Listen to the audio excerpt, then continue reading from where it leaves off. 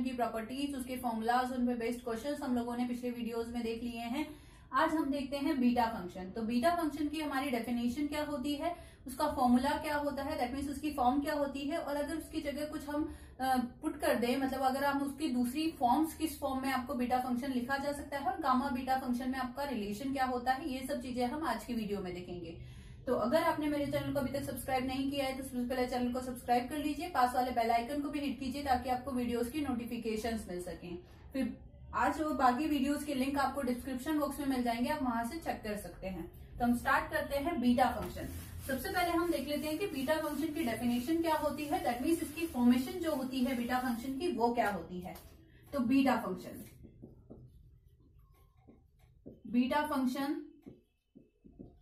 Beta फलन, ठीक है। तो बीटा फंक्शन क्या होता है, एक फंक्शन एन इंटीग्रल, ठीक है, एक integral, an integral of the form,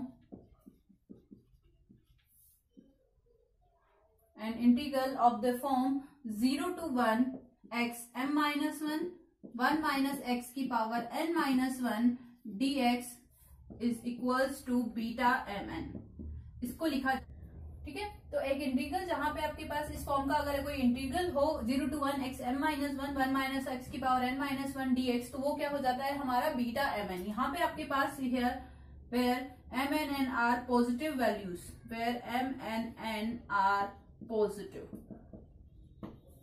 ठीक है। m और n के धनात्मक मानों के लिए किसी समाकलन 0 to 1 x m minus 1 minus x की पावर n minus 1 dx को आप क्या बोलते हो, बीटा फंक्शन बोलते हो। यहाँ पे आपके पास m और n का फंक्शन है, इसलिए beta function of m and n लिखा जाता है इसे।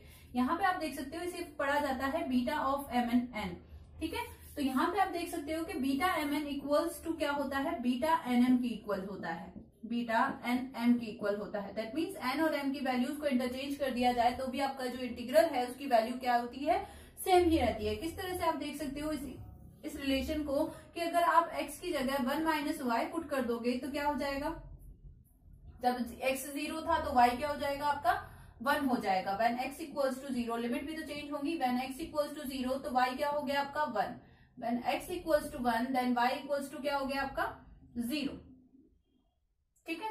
तो यहां से आपकी लिमिट हो गई ये 1 to 0, ठीक है। x m minus 1 that means 1 minus y की पावर m माइनस 1, और 1 माइनस एक्स था तो 1 माइनस एक्स अगर आप करोगे तो 1 से 1 कैंसिल आउट हो जाएगा, आपको यहाँ बचेगा माइनस वाई की पावर। यहाँ से आप देख सकते हो कि 1 माइनस 1 प्लस वाई की पावर n माइनस 1, और dx की जगह आप देख सकते हो कि माइनस ऑफ dy आ जाएगा, ठीक है। 1 से 1 कैंसिल आउट हो गया, आपका इंटीग्रल बचा है 1 to 0 1 माइनस वाई की पावर m माइनस 1 y की power n minus 1 minus of dy। अब ये माइनस हट जाएगा तो हमारी लिमिट क्या हो जाएगी, जैसे ही यहाँ से मैंने माइनस हटाया तो ये लिमिट इंटरचेंज हो जाएंगी, ये हो जाएगा 0 to 1। अब आप देखो कि x आपका कोई वेरिएबल है, अगर इसमें स्टैंडर्ड फॉर्म में लिख दूं तो 0 to 1 माइनस एक्स की पावर m माइनस 1 और x की power n minus 1 dx equals to किसके था आपके पास, बीटा फंक्शन के इक्वल था। यहाँ पे m और n को आपने, ये किसके इक्वल हो गया आपका बीटा n m के इक्वल हो गया। तो आप देख सकते हो कि दोनों इंटीग्रल की वैल्यूज आपको क्या मिलेगी, सेम ही मिलेगी। आपका फंक्शन क्या है, सेम ही है, सिर्फ m और n इंटरचेंज हुए हैं, ठीक है। तो ये हो गया आपका बीटा mn इक्वल्स टू किसके होता है, बीटा nm के इक्वल होता है। अब हम देखते हैं कि जो बीटा फंक्शन की अलग अलग ट्रांसफॉर्मेशन फॉर्म्स होती हैं वो किस तरह की होती हैं। तो some other forms of beta function,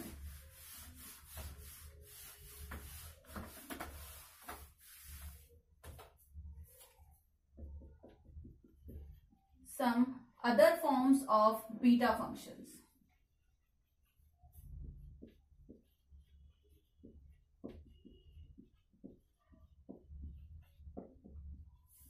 ठीक है, यहाँ पे आपके पास बीटा फंक्शन है 0 to 1 x m minus 1 minus x की power n minus 1 dx equals to beta of mn।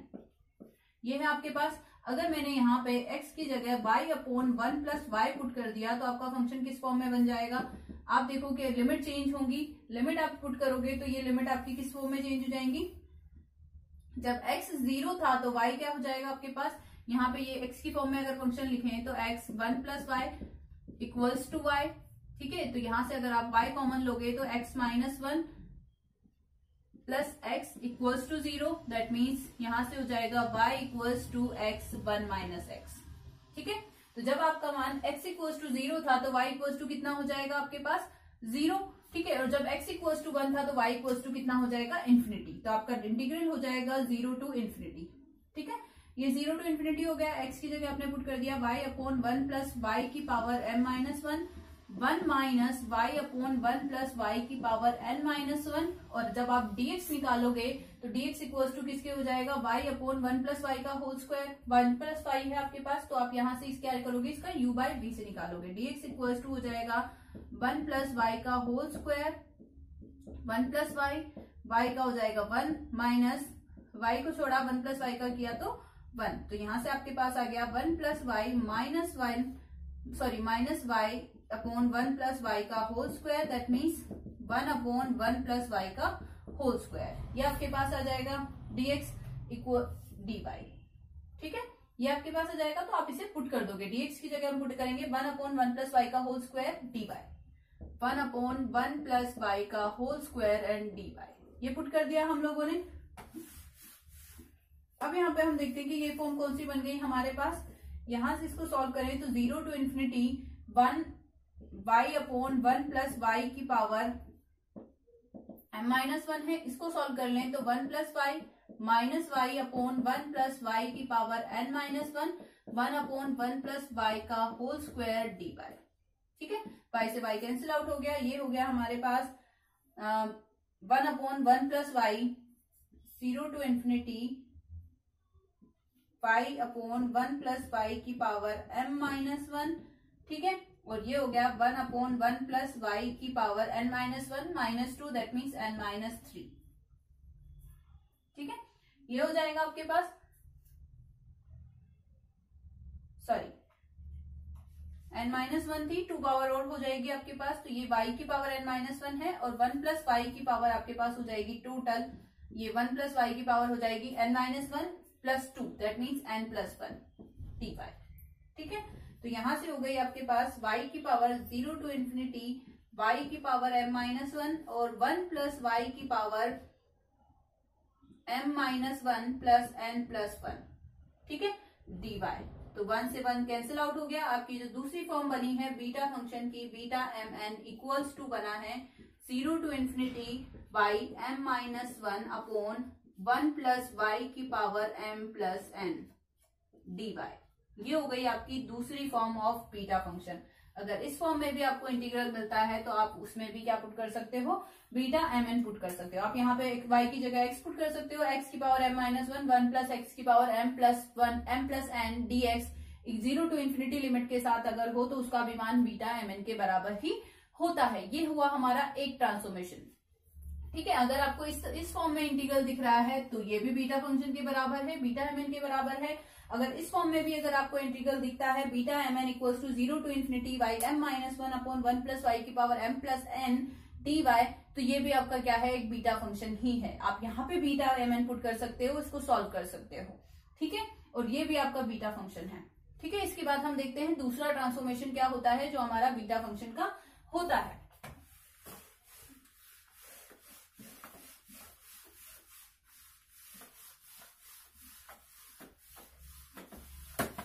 Second form देखते हैं। अगर मैं इसकी जगह मेरे पास जो इंटीग्रल है वो 0 to 1 x m minus 1 minus x की power n minus 1 dx equals to होता है बीटा mn, बीटा फंक्शन के। ठीक है, अगर मैं यहाँ पे put x equals to sine square theta, ठीक है, x की जगह साइन स्क्वायर थीटा अगर मैं पुट कर दूं तो मेरा ये इंटीग्रल क्या बन जाएगा, जब मेरा x इक्वल्स टू 0 है तो थीटा इक्वल्स टू 0, जब x इक्वल्स टू 1 है तो थीटा इक्वल्स टू कितना हो जाएगा मेरा, थीटा इक्वल्स टू हो जाएगा मेरा पाई बाय 2।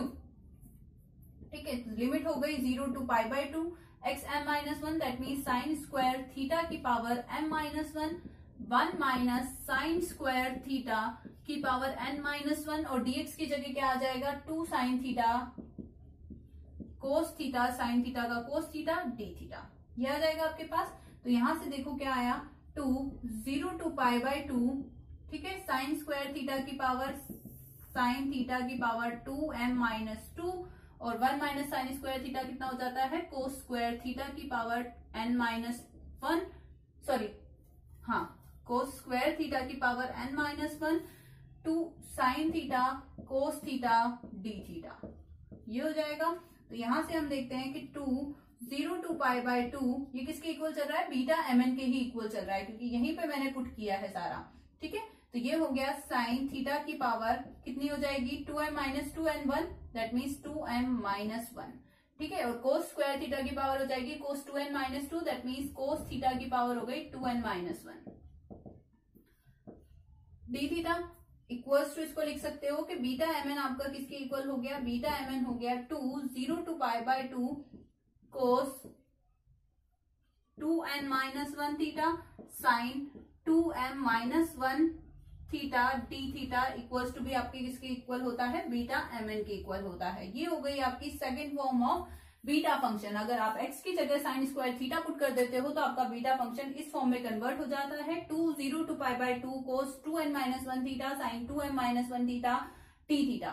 ठीक है, तो आपको ये ध्यान रखना है कि आपकी इन दोनों फॉर्म्स में से अगर कोई सी भी फॉर्म आपके क्वेश्चंस में आ जाती है तो आपको किस तरह से क्वेश्चन को सॉल्व करना है। ठीक है, तो ये हमारा क्वेश्चन हो गया। अब हम देखते हैं इस पे बेस्ड क्वेश्चन। अब इससे पहले हम एक और चीज देख लेते हैं, जो होता है हमारा गामा और बीटा फंक्शन में क्या रिलेशन होता है, relation between gamma and beta function.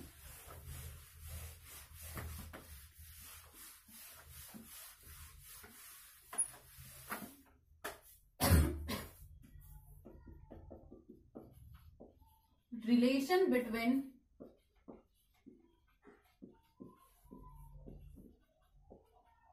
Gamma and beta function.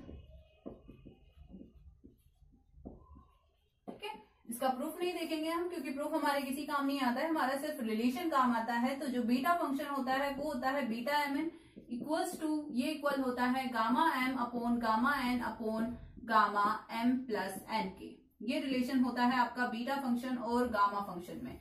ठीक है, तो बीटा mn किसके इक्वल होता है, gamma m gamma n upon gamma m plus n। इसीलिए आप देख सकते हो कि बीटा nm अगर आप निकालो इस रिलेशन से भी तो वो हो जाएगा gamma n upon gamma m upon gamma n plus m, जो कि दोनों क्या है, इक्वल है। तो बीटा mn बराबर बीटा nm होता है।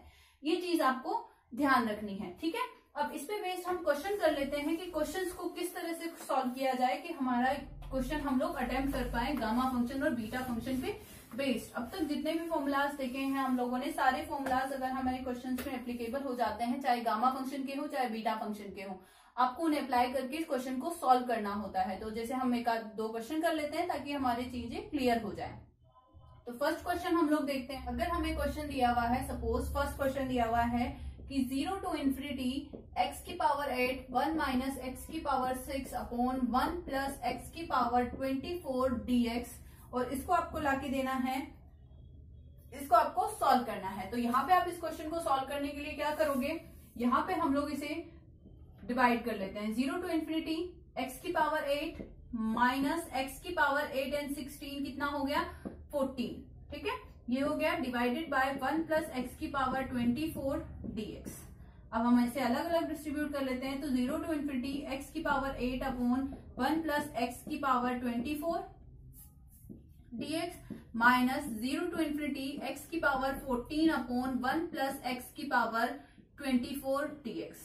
अब आपको पता हो तो हमने ये वाला फॉर्मूला देखा था कि 0 to infinity अगर लिमिट हो और x की power m minus 1 upon 1 plus x की power m plus n dx जो होता है वो हमारा बीटा फंक्शन के इक्वल होता है। ये वाला फॉर्मूला हमने अभी देखा था।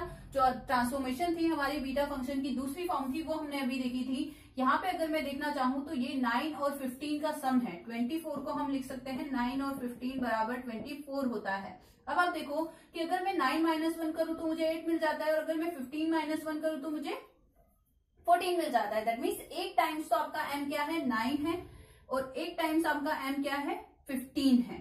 ठीक है, तो ये आपको ध्यान रखना है। अब इस फॉर्मूले को अगर मैं अप्लाई करूं तो मैं 8 को किस तरह से लिख सकती हूँ, 0 to infinity x की पावर 8 को लिखा जा सकता है 9 माइनस 1, और 1 प्लस x की पावर 24 को लिखा जा सकता है 9 प्लस हो जाएगा ये 15,